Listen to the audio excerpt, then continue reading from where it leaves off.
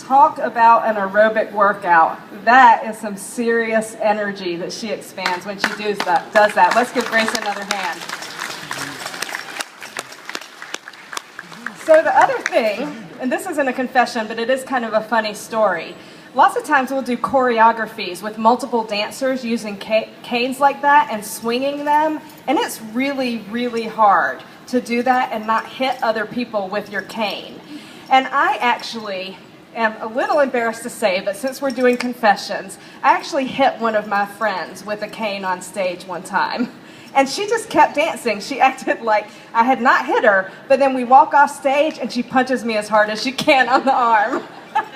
So she was the professional for the entire time when I whacked her, but then she got me when we got off the stage. Okay, now this next confession is actually a quote from a student at our belly dance classes. And she said, belly dance is better than Prozac. And it really is true. A lot of people say when they come to belly dance class that they've had a really bad day or they're, in a bad mood, and then they dance and they feel so much better. And so one of the things that actually brought me to dance, because in my former life, before I became a dancer, I was an executive of a nonprofit. In fact, I still am. In Rochester, I run a nonprofit called Join the Journey, and we do support for breast cancer survivors and a lot of other services. I'm happy to tell you more about the wonderful mission after the show if you'd like to hear more about it. So I don't dress like this when I go to work for that job. But before I started belly dancing, I actually was an executive director of a nonprofit in North Carolina.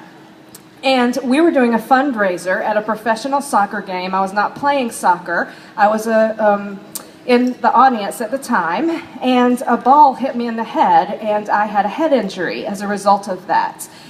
And so my physical therapist wanted me to do something that would stimulate my vestibular system because I was really, really dizzy and I had chronic headaches and I just was kind of a mess. I had a really hard time doing anything, taking care of my kids who were very, very young at that time.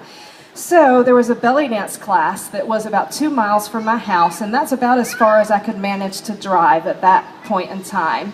And so I went to the belly dance class. And the first class, I could dance for about 5 minutes, and then I'd go sit in the back of the room with my head between my knees. And then eventually, I was able to dance for the entire class. That's about the time my niece, who did that wonderful sword number, said, "Hey, yay, la, la, la, la.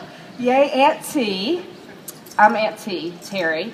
She said, "Aunt T, could you do a birthday party for me?" And I said, "Well, sure, I could do a birthday party for you." And then I started teaching, and I've been teaching ever since.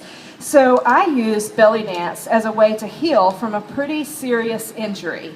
A lot of people use belly dance to heal. They come to belly dance if they are facing a life transition. Sometimes people who have MS or chronic fatigue syndrome come because other than Grace's bouncing for the Roxasaya, that's very unusual. Most of the dance is low impact aerobic. And so people who are in all different stages of fitness can really come to belly dance class and benefit from that class.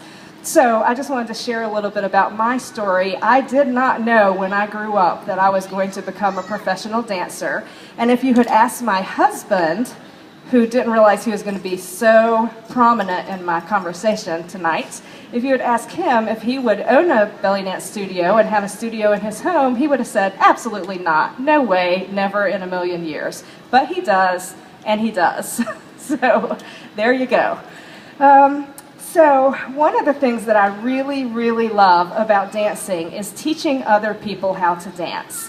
When I am in class teaching either children or adults how to dance, I feel very rewarded because people come and they learn how to move their body in ways that they didn't know that their body really could move.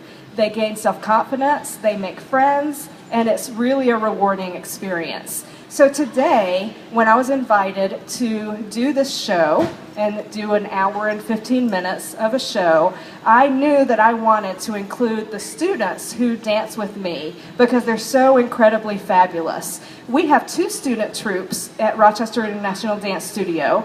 One of them does cabaret dance, and that's the Egyptian-based dance. And one does American tribal style dance, and they're in the costumes that look like my costume.